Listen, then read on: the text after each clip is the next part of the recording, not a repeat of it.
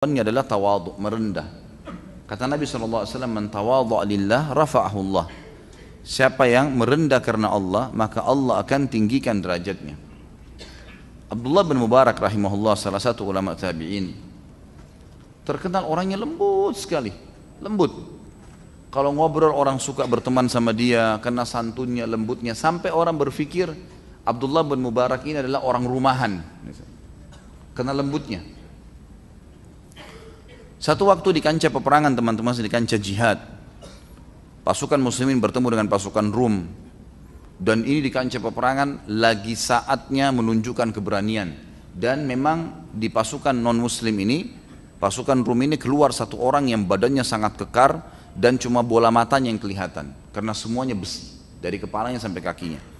Lalu dia memainkan pedang, yang pedang tersebut ya, itu dikatakan dalam gambaran riwayat, kalau diangkat oleh orang biasa dari pasukan muslimin butuh 2 orang. Besar sekali, kekar, membawa pedang ini.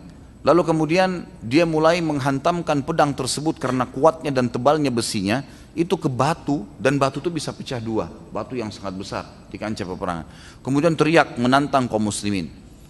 Waktu itu dikatakan tidak ada satupun muslim yang berani maju. Melihat keadaan ini, mereka takut melihat keadaan ini. Keluar dari belakang pasukan, teman-teman sekalian, seseorang yang postur tubuhnya tidak terlalu besar, sederhana, menggunakan imamahnya ditutup semuanya sampai masuk alisnya, tinggal bola matanya saja. Keluar dengan naik kuda, sederhana, menjawab tantangan orang itu dari belakang pasukan, bukan di depan pasukan, dari belakang. Dia jalan, orang-orang semua hening melihat kejadian tersebut. Ini siapa muslim ini? Berani benar maju. Di depan pasukan muslim ini ada pasukan-pasukan, biasanya kalau di pasukan perang zaman dulu itu di bagian depan ditaruh orang-orang yang memang ini tim khusus untuk mendobrak musuh, memang berani mati udah. Ini dari belakang pasukan berarti yang biasa maju ke depan. Melawan orang tersebut dengan pedangnya yang sangat sederhana, dengan gerakan-gerakan tertentu, akhirnya dengan hikmah Allah SWT menang. Kalah nih orang kafir yang besar nih. Sampai dia berhasil memenggal kepala orang tersebut yang besar ini. Lalu dia mengambil kepalanya dan dia membawa ke tengah-tengah kaum muslimin. Dengan pelannya kudanya jalan kembali ke belakang pasukan. Orang semua bersorak, Allahu Akbar, Allahu Akbar. Orang bertakbir, memberikan semangat kaum muslimin karena jumlahnya lebih sedikit pasukannya dibandingkan pasukan kafir. Ada satu orang yang menceritakan riwayat ini kepada kita. Dia bilang, saya penasaran, ingin tahu siapa muslim ini. Lalu saya ikutin dari belakang, terus sampai ke belakang pasukan. Dia sengaja ke belakang sekali, dan ada celah beberapa pohon-pohon kurma. Orang itu ke belakang pohon kurma itu, sengaja supaya nggak ketahuan gitu.